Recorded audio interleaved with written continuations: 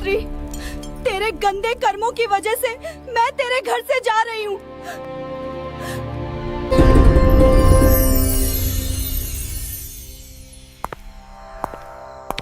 क्या आप जानते हैं, कुछ घर ऐसे होते हैं जहां मां लक्ष्मी कभी प्रवेश नहीं करती। हाँ, कुछ छोटी छोटी गलतियां ऐसी होती हैं जो लक्ष्मी जी को घर से दूर कर देती हैं, और जब वो घर छोड़ देती हैं तो वहां बसता है दुख, दर्द और दरिद्रता का साया। आज हम जानेंगे वो कौन से काम हैं जो मां लक्ष्मी को नाराज कर देते हैं, और कैसे एक स्त्री के कर्म तय करते हैं कि घर में सुख रहेगा या गरीबी। बहुत ही पुराने समय की बात है। एक छोटे से गांव में कुछ ही घर थे। चारों ओर खेत, कच्ची गलियां और मिट्टी की महक। गांव के बीचों बीच घर था सेठ रामदयाल का। रामदयाल कोई बहुत बड़ा जमींदार नहीं था, लेकिन मेहनती और ईमानदार आदमी था। गांव में सब उसे इज्जत से सेठ जी कहते थे। उसका अनाज का छोटा सा व्यापार था जो धीरे धीरे चल निकला था। सुबह सूरज निकलते ही वो काम पर निकल पड़ता, और शाम को थक कर घर लौटता तो उसकी पत्नी सुशीलाबाई उसे दरवाजे पर मुस्कान के साथ स्वागत करती। सुशीलाबाई बहुत ही शांत और संयमी स्त्री थी। चेहरे पर हमेशा सादगी झलकती थी। माथे पर छोटी सी बिंदी, साड़ी का पल्ला सिर पर। वो मानती थी कि घर की असली शोभा उसके सोने चांदी से नहीं, बल्कि सफाई और सच्चे मन से होती है। हर सुबह सूरज से पहले उठकर वो आंगन बुहारती, तुलसी पर जल चढ़ाती और फिर चूल्हे में फैला दिया जलाती। उसकी यही दिनचर्या थी, सादगी में भक्ति, भक्ति में अनुशासन। गांव की औरतें अक्सर कहती, सेठानी के घर में तो मां लक्ष्मी खुद रहती हैं। रामदयाल और सुशीलाबाई का एक ही बेटा था, अर्जुन। अभी बस 20 साल का नौजवान, लेकिन संस्कारों में पला बढ़ा। अर्जुन दिन भर पिता के काम में हाथ बंटाता और रात को मां के पास बैठकर उनकी बातें सुनता। वो मां से कहता, अम्मा, जब आप तुलसी के पास दिया जलाती हैं ना, लगता है घर में सचमुच देवी उतर आई हैं। सुशीलाबाई मुस्कुरा देती और कहती, बेटा, देवी तो हर उस घर में रहती हैं जहां सफाई और श्रद्धा होती है। बस उन्हें मानने वाला दिल चाहिए। समय बीतता गया। घर में सब ठीक चल रहा था, लेकिन किस्मत के खेल अजीब होते हैं। एक दिन सुशीलाबाई को हल्का सा बुखार आया। उन्होंने सोचा 2 दिन में उतर जाएगा, लेकिन वो बुखार दिन ब दिन बढ़ता गया। पहले थकान, फिर कमजोरी, और धीरे धीरे हालत ऐसी कि वो रसोई तक नहीं जा पाई। रामदयाल ने गांव के वैद्य को बुलाया।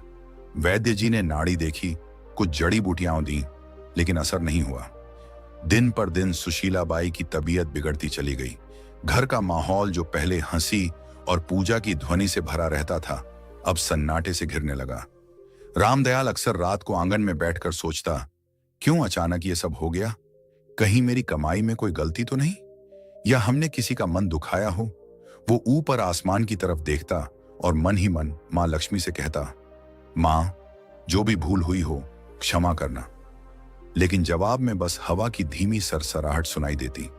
अर्जुन हर पल मां के पास रहता, उनके लिए काढ़ा बनाता, सिर दबाता, और धीरे धीरे ये समझने लगा कि घर की नींव मां ही होती है।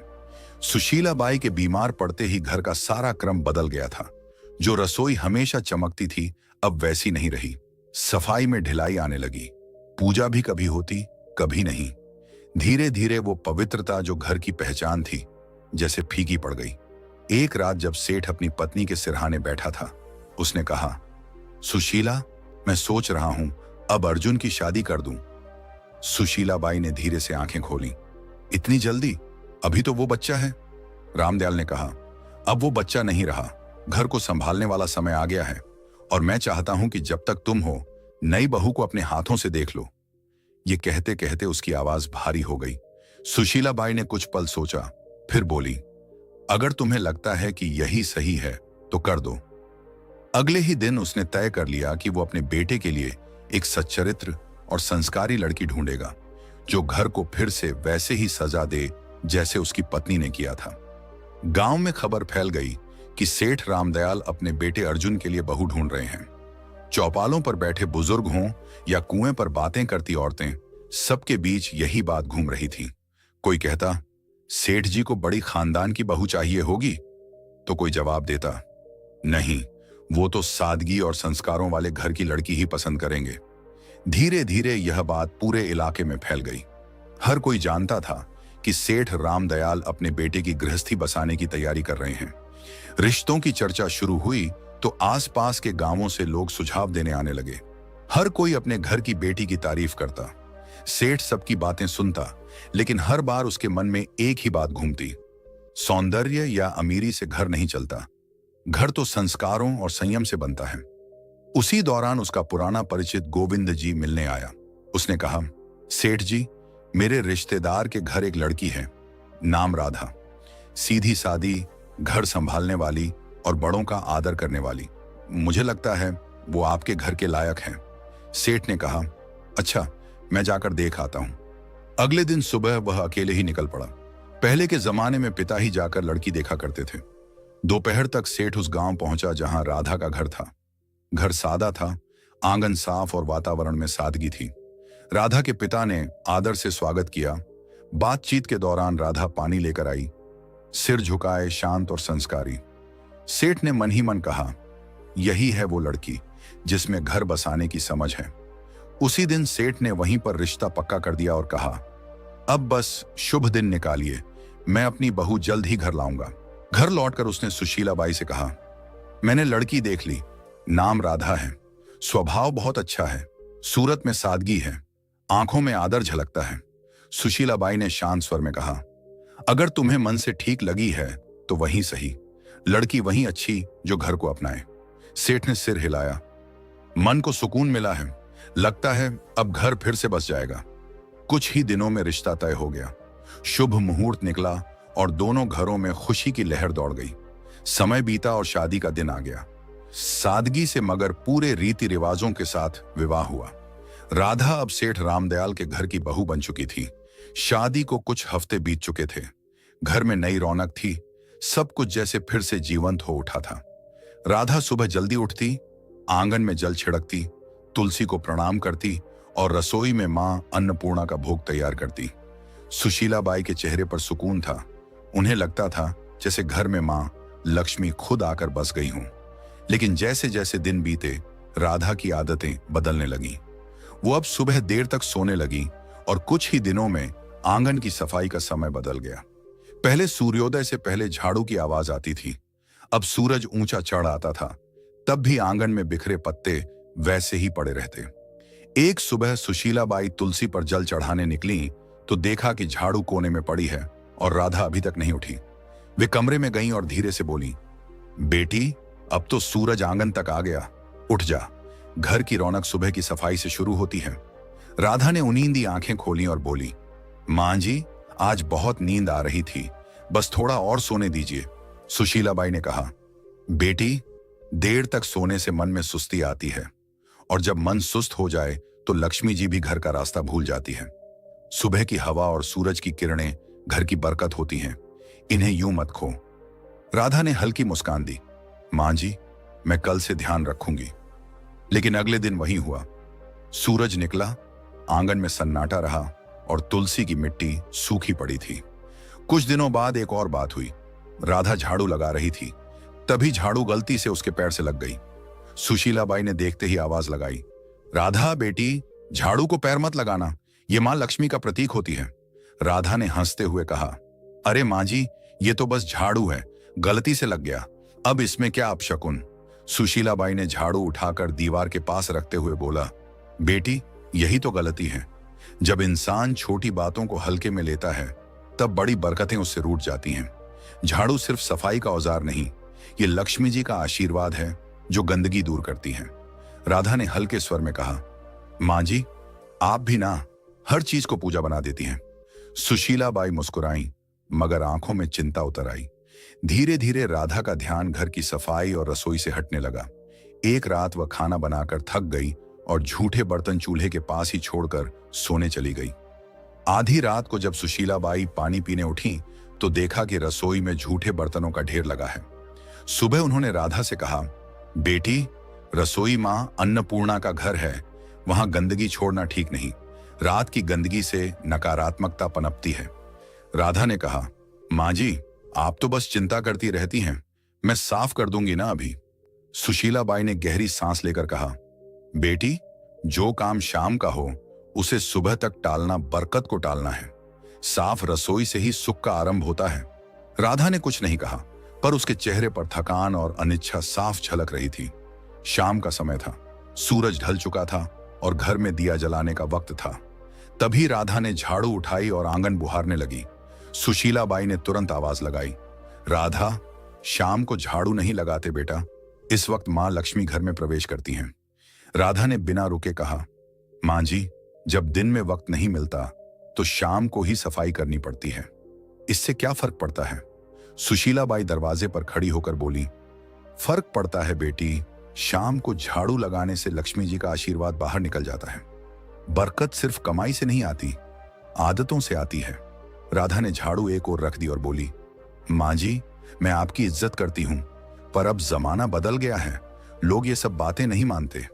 सुशीला बाई ने शांत स्वर में कहा, बेटी, जमाना बदल सकता है, लेकिन घर की नींव नहीं। जो परंपरा से जुड़ा रहे वही स्थिर रहता है। कुछ दिन बाद एक और घटना हुई। राधा ने खाना खत्म होने के बाद झूठे बर्तन चूल्हे के ऊपर रख दिए। जब सुशीला बाई ने देखा तो बोली, बेटी, चूल्हा मां अन्नपूर्णा का आसन है, वहां झूठे बर्तन नहीं रखे जाते। राधा ने बिना ऊपर देखे कहा, मां जी, मैं बस जगह की कमी से रख दिए थे, बाद में धो दूंगी। सुशीला बाई ने कहा, रसोई में पवित्रता सबसे जरूरी है। अगर चूल्हे पर गंदगी होगी तो लक्ष्मी जी की कृपा भी घट जाएगी। राधा ने मुस्कुराते हुए कहा, मां जी, हर चीज में देवी ढूंढना बंद कीजिए। खाना तो मैंने बना ही दिया ना, अब थोड़ी देर में सब साफ हो जाएगा। सुशीला बाई ने कोई जवाब नहीं दिया। उनके चेहरे पर निराशा थी, मगर मन में अब भी उम्मीद थी कि शायद एक दिन राधा इन बातों का अर्थ समझ लेगी। धीरे धीरे घर का माहौल बदलने लगा। पहले जहां सुबह पूजा की घंटी बजती थी, अब सन्नाटा रहता था। तुलसी के पास मिट्टी सूख गई थी, दीपक बुझा रहता था। सुशीला बाई अब भी हर सुबह तुलसी के सामने खड़ी होकर कहती, हे मां, इस घर पर अपनी कृपा बनाए रखना, मेरी बहू को सही समझ देना। लेकिन जैसे घर की रोशनी धीरे धीरे कम होती जा रही थी, सेठ रामदयाल अब चिंतित रहने लगा था। उसे लगता घर में कोई अदृश्य भारीपन फैल गया है। एक दिन उसने सुशीला बाई से कहा, लगता है मां लक्ष्मी रूठ गई हैं।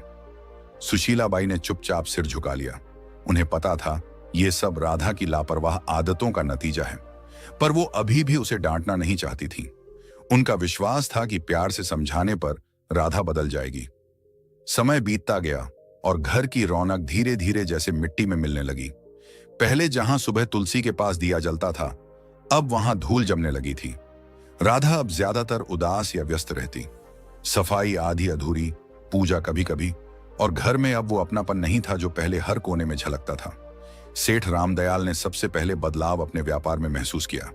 पहले जो सौदे फायदेमंद रहते, अब घाटे में जाने लगे। गोदाम में अनाज में कीड़े लग गए, कुछ सौदे अटक गए और पुराने ग्राहक धीरे धीरे दूर होने लगे। सेठ कई रातें जागकर हिसाब किताब देखता, मगर समझ नहीं पाता कि गलती कहां हो रही है। एक शाम उसने सुशीला बाई से कहा, सुशीला, अजीब बात है, अब काम में मन नहीं लगता, जैसे बरकत कहीं गुम हो गई हो।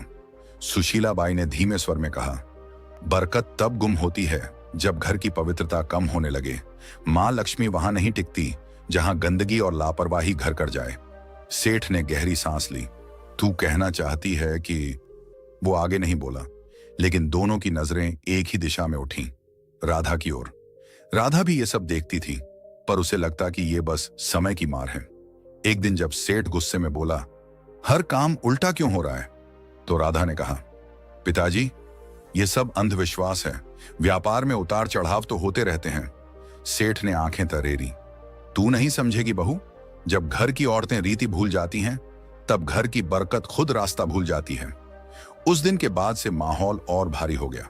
घर में छोटी मोटी चीजें टूटने लगीं। राधा ने ध्यान देना बंद कर दिया था। झाड़ू वहीं कोने में पड़ी रहती, रसोई में बर्तन कभी साफ नहीं रहते। सुशीला बाई अब ज्यादातर चुप रहने लगी थी। वो हर शाम तुलसी के पास बैठकर मन ही मन कहती, हे मां, अब कुछ तू ही कर। एक रात तेज हवा चली और आंगन में रखा दीपक बुझ गया। उसी पल गोदाम से खबर आई, सेठ जी, आग लग गई। सेठ दौड़ा, पर बहुत देर हो चुकी थी। गोदाम का आधा अनाज जल चुका था। गांव वाले कहते, ऐसा तो पहले कभी नहीं हुआ था। रामदयाल वहीं बैठ गया, माथे पर हाथ रखकर बोला, लगता है मां लक्ष्मी ने सच में मुंह मोड़ लिया है। घर लौटते समय उसकी आंखों में आंसू थे। उस रात घर में कोई नहीं बोला। सेठ के दिल में पहली बार यह एहसास बैठ गया था, अब अगर कुछ नहीं बदला तो इस घर की खुशियां कभी वापस नहीं आएंगी। सेठ की मेहनत, नाम और इज्जत सब एक साथ डूब गए। घर का माहौल भी अब बदल चुका था। पहले जहां हर सुबह पूजा की घंटी और तुलसी की खुशबू होती थी, अब वहां सन्नाटा था। सेठ रामदयाल दिन रात चिंताओं में डूबा रहता। रात को अक्सर बरामदे में बैठकर बुदबुदाता, मां लक्ष्मी, कहां चली गई तू? एक शाम सेठ घर लौटा, चेहरा गुस्से से लाल था। वह आंगन में बैठ गया और एकदम से बोला, बस अब और नहीं सह सकता मैं ये सब। सुशीलाबाई चौंकी। क्या हुआ जी? सेठ ने जोर से कहा। क्या बताऊं, सब खत्म हो गया। मेहनत, इज्जत, कारोबार सब झलकर राख हो गया। और मैं जानता हूं ये सब किसकी वजह से हुआ है। उसकी नजर राधा पर टिक गई, जो पास ही खड़ी थी। राधा सकपका गई, धीमे स्वर में बोली, पिताजी, मुझसे क्या गलती हुई है? मैं तो हर दिन अपने काम करती हूं। सेठ का स्वर भारी और कांपता हुआ था। काम? तूने घर का रूप बदल दिया बहू। न सफाई, न श्रद्धा, न सुबह का दीपक। जब औरत घर की मर्यादा भूल जाए तो लक्ष्मी जी भी उसका साथ छोड़ देती है। जिस दिन तू इस घर में आई, उसी दिन से बरकत घटने लगी। राधा की आंखें भर आईं। वो रोते हुए बोली, मैंने किसी का बुरा नहीं चाहा पिताजी। मैंने बस अपने ढंग से जीने की कोशिश की। अगर पूजा में देर हो जाए या सफाई में कमी रह जाए तो क्या सारी विनाश की जड़ मैं ही हूं?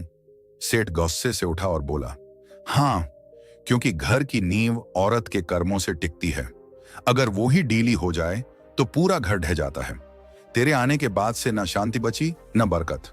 अब मैं तुझे कुछ और नहीं कह सकता, बस इतना कि इस घर से जा राधा, जा और अपने कर्मों पर खुद विचार कर। राधा स्तब्ध रह गई। उसने कांपती आवाज में कहा, मां जी, आप तो कुछ कहिए। क्या सच में मेरी ही वजह से यह सब हुआ? सुशीलाबाई की आंखों में आंसू थे, लेकिन शब्द नहीं निकले। राधा के गालों पर आंसू लुढ़क पड़े। सेठ ने कड़क स्वर में कहा, अब इस दहलीज को पार मत करना जब तक मन और घर दोनों पवित्र न हो जाएं। राधा ने बिना कुछ बोले सिर झुकाया। उसने धीरे से दहलीज पार की, वही दहलीज जहां से कुछ महीने पहले उसने पहली बार कदम रखा था। और राधा बिना कुछ कहे, बिना किसी सामान के, आंसुओं से भीगी साड़ी में उस घर से निकल गई। कदम भारी थे, लेकिन मन में एक संकल्प जल रहा था। अब वो मां लक्ष्मी से क्षमा मांगेगी, चाहे इसके लिए उसे खुद को मिटाना ही क्यों न पड़े। रात ठंडी थी, रास्ता सुनसान। गांव से बाहर निकलते ही घना जंगल शुरू हो गया। पेड़ों की छांव में चांद की किरणें भी मुश्किल से पहुंचती थीं। वह एक पुराने बरगद के नीचे बैठ गई। आंसू रुक नहीं रहे थे, मगर भीतर एक अजीब सी दृढ़ता थी। उसने हाथ जोड़कर कहा, मां, जब तक आप दर्शन नहीं देंगी, मैं ना अन्न ग्रहण करूंगी ना जल। रात बीती, दिन निकला। भूख ने शरीर तोड़ दिया, पर उसका मन और मजबूत होता गया। तीसरे दिन जब सूरज ढलने को आया तो चारों ओर अचानक हल्की रोशनी फैलने लगी। राधा ने आंखें खोली। सामने सुनहरी आभा थी और उस आभा से निकला एक दिव्य स्वर, राधा। वह कांपते हुए उठी। मां लक्ष्मी, क्या सच में आप मेरे सामने हैं? मां लक्ष्मी मुस्कुराई। उनका चेहरा प्रकाश से भरा था। हां बेटी, मैं आई हूं। तेरा आह्वान सच्चा था। तेरी पश्चाताप ने मुझे यहां खींच लाया। पर बता, तू दुखी क्यों है? राधा जमीन पर झुक गई, आंसुओं से भरे स्वर में बोली, मां, मुझसे बहुत गलती हुई। मैंने आपकी परंपराओं को अनदेखा किया, सासू जी की बातों को पुरानी मान्यता समझा, और अब मेरे कारण सब नष्ट हो गया। कृपा कर बताइए मां, आखिर मैंने कौन कौन सी भूल की? मां लक्ष्मी का स्वर मधुर था, लेकिन गंभीर। बेटी सुन, जब कोई स्त्री इन गलतियों को करती है, तब मैं स्वयं उस घर से दूर चली जाती हूं। फिर उन्होंने अपनी उजली हथेली उठाई और एक एक करके बताया। पहली गलती, उन्होंने कहा, जब कोई स्त्री झाड़ू को पैर से लगाती है तो वह मां लक्ष्मी का अपमान करती है, क्योंकि झाड़ू ही स्वच्छता और समृद्धि का प्रतीक है। दूसरी गलती, जब झूठे बर्तन चूल्हे पर रखे जाते हैं तो अन्न की देवी मां अन्नपूर्णा नाराज होती हैं। जहां अपवित्रता रहती है वहां मैं प्रवेश नहीं करती। तीसरी गलती, जब दहलीज पर बैठकर भोजन किया जाता है तो वह स्थान जो स्वागत और आशीर्वाद का होता है अशुद्ध हो जाता है। मैं दहलीज से लौट जाती हूँ। चौथी गलती, जब शाम के समय झाड़ू लगाया जाता है तो वो मेरे आगमन के समय मुझको ही घर से बाहर निकाल देता है। 5वीं गलती, जब स्त्रियां देर तक सोती हैं और सूरज के निकलने के बाद भी घर बंद रहता है तो आलस्य के कारण घर की ऊर्जा नष्ट होती है। मैं ऐसे घरों में नहीं ठहरती। 6ठी गलती, जब आंगन की सफाई नहीं होती तो वहां नकारात्मकता फैलती है और मैं वहीं से लौट जाती हूं जहां गंदगी देखती हूं। 7वीं गलती, जब झूठे बर्तन रात भर रसोई में पड़े रहते हैं तो वो अंधकार को बुलाते हैं और मैं ऐसे घरों से विदा ले लेती हूं। 8वीं गलती, जब किसी के सामने दरवाजे को पैर या थोक से ठोका जाता है तो वो घर की मर्यादा को चोट पहुंचाता है। मैं वहां टिक नहीं सकती जहां आदर न हो। 9वीं गलती, जब घर में झगड़ा और कटुता रहती है तो मेरा स्वरूप जो शांति है वहां टिक नहीं सकता। 10वीं गलती, और जब स्त्रियां अपनी पूजा, सफाई और संयम को हल्के में लेती हैं तो वो खुद अपने हाथों से सुख के द्वार बंद कर देती हैं। मां लक्ष्मी की आवाज धीमी हुई, याद रखो बेटी, मैं हमेशा वहीं बसती हूं जहां स्वच्छता, श्रद्धा और सच्चा मन होता है। ये रीति नहीं, जीवन का संतुलन है। राधा की आंखों से आंसू रुक नहीं रहे थे। उसने कांपते हुए कहा, मां, अब समझ गई, घर की रौनक सजावट से नहीं, आदर और पवित्रता से आती है।